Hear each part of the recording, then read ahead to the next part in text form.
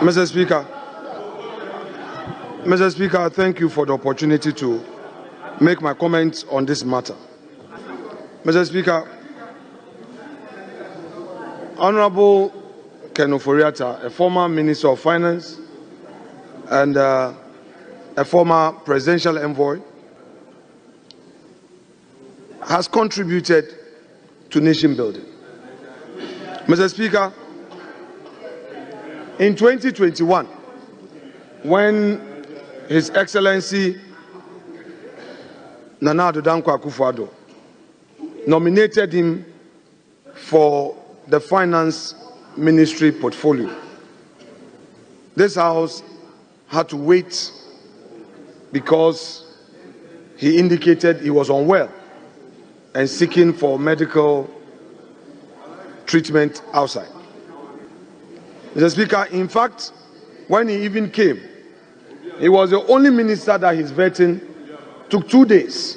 And in between, this House indulged him to enable him take some break, to enable him proceed with his vetting. Eventually, he left government as a cabinet minister. And, Mr. Speaker, for the records, on the 2nd of January 2025, he wrote to the then Chief of Staff that he needed to travel to Mayo Clinic in Minnesota, USA, for some medical procedure.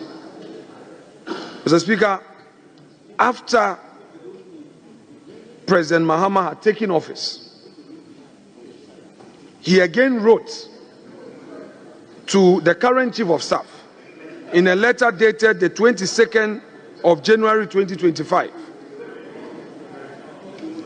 indicating that he would again be absent from Ghana for the same purpose. Mr. Speaker, in fact, in the said letter to the Chief of Staff, he attached a letter from the hospital that he was seeking treatment.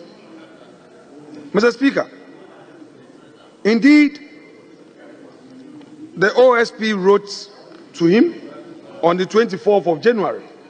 In fact, this is the first letter that he received from the OSP. Mr. Speaker, in the said letter, Mr. Ken Ofori-Atta instructed his lawyers to respond to let the OSP know that indeed he was out of the jurisdiction seeking medical treatment. Mr. Speaker, what happened yesterday by state security operatives must be condemned by all of us. Honorable John Jinapor has narrated his own ordeal, but the records of this House will confirm that when that happened, Right Honorable Speaker Okwe condemned that act. If indeed something had happened yesterday, it does not mean that we should continue today. Mr. Speaker, I have heard human rights activists, respected lawyers for that matter, quote Article 18 of the Constitution to say that that is not applicable in this case. Mr. Speaker, I beg to submit that that was a wrong appreciation of the law.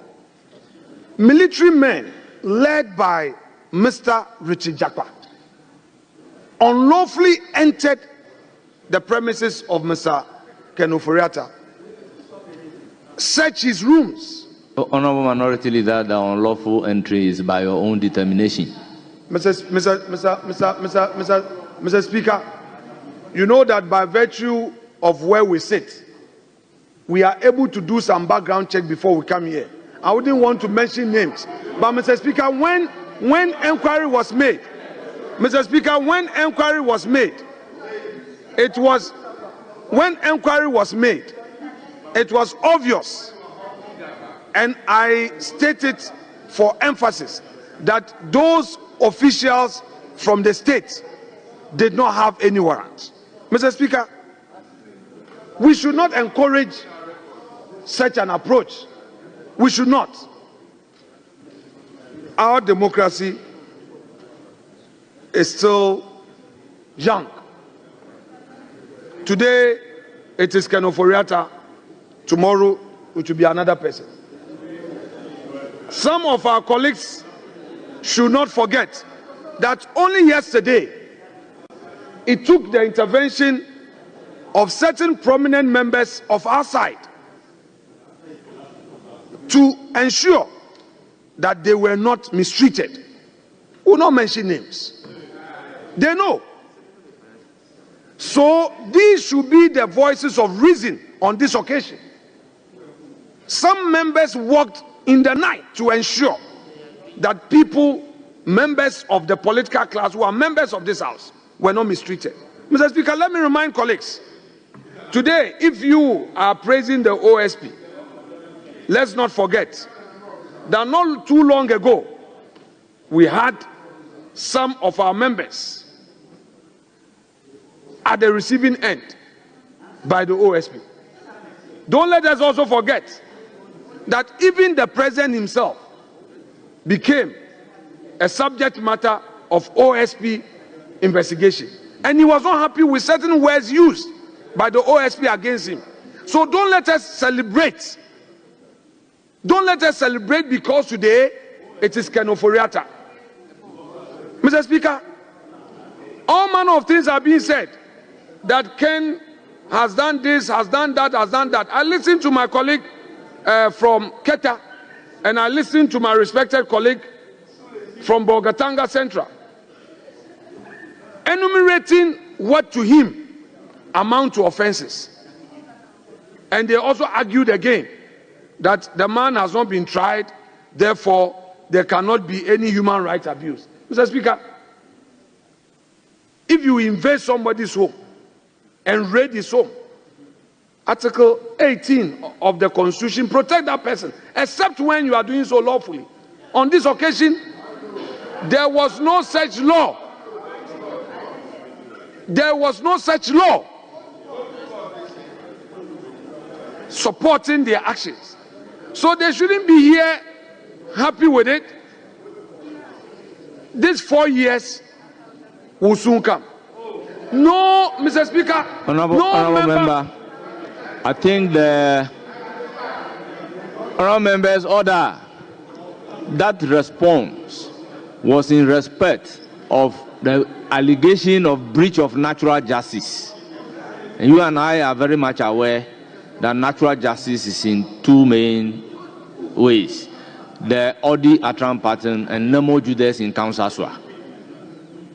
but actually not in respect of the Constitution. The statement states there was a breach of natural justice.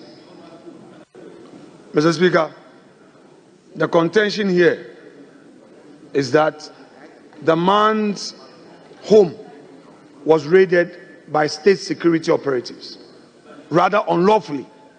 And I dare contend that that conduct was unconstitutional. That is my respectful submission, Mr. Speaker. Mr. Speaker, I have done a lot of follow-ups on this matter, and I regret to say that we are not sending the right signal to our electorate. Mr. Speaker, the man has put the state on notice of his absence from the jurisdiction.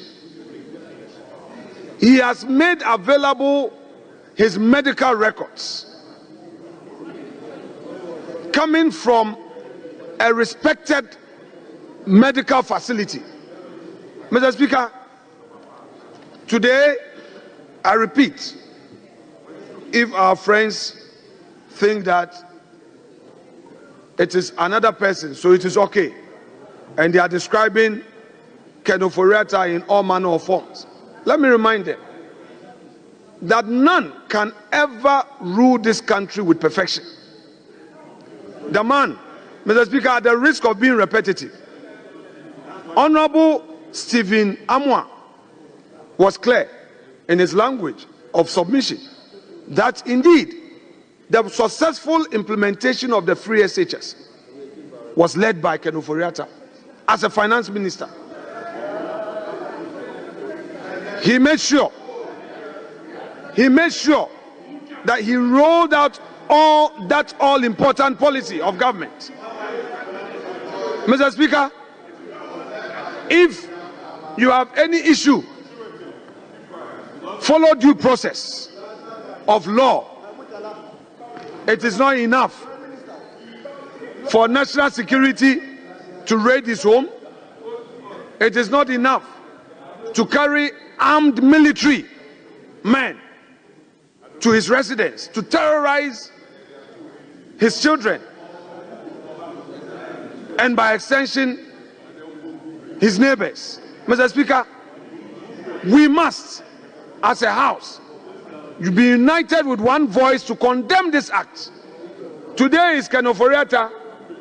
Next will be other appointees. Mr. Speaker, we must not allow this.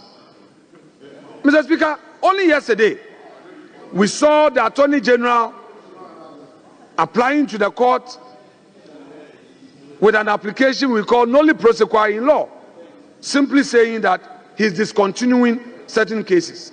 That is within his right as an Attorney General. Mr. Speaker, what signal are we sending to the nation that, oh, if it is NDC and NDC is in power, it is right? If it is MPP and if it's MPP in power, it is right? Mr. Speaker, the political class of this country must rise above this. The political class of this country must rise above this. And I would conclude by saying that if indeed... Honorable member, will you... No, I mean you are looking back. It is you I'm talking to. You are looking back. It is you I'm talking to. Will you listen to the leader in silence? Why?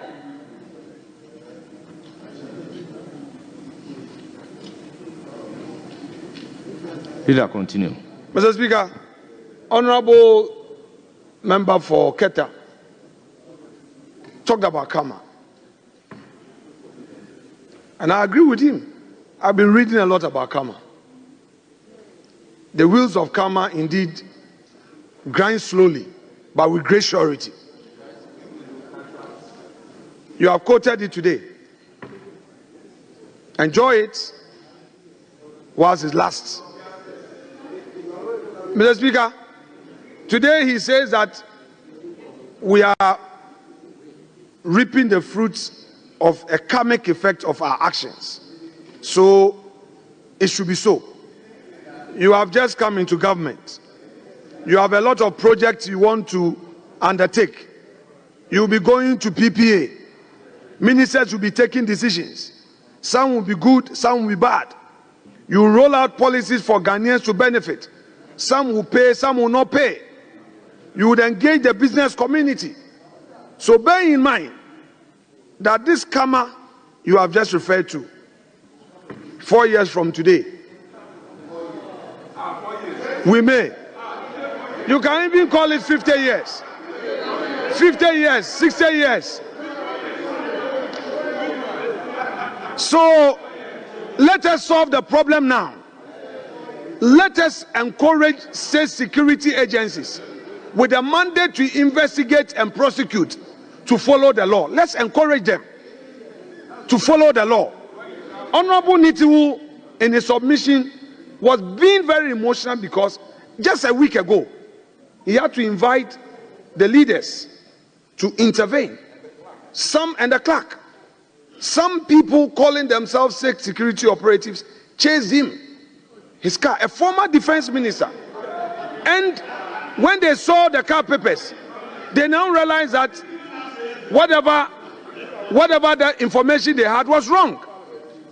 A colonel had to come, and when he questioned them that who sent you, they could not mention. So when we give certain wrong signals, some of those people at the lowest level take advantage to harass people, and even senior members who give order, when they realize that it is wrong, they are unable to even own up. Honorable Nitiwu, a former defense minister, suffered this just a week ago. It took the intervention of leadership and the clerk to Parliament to sanitize the situation. Is that what we want? Is that what we want? Mr. Lord Comey, his house was raided. They searched his house, took away all his cars, and after 3 days, they said, we are sorry. They brought the cars back. Is that how you want to govern the country? Mr. Speaker, I shall conclude by urging my colleagues to support this call in bringing sanity in the country, so that nobody will take advantage to unleash any violence on anybody. I rest my case. Thank you.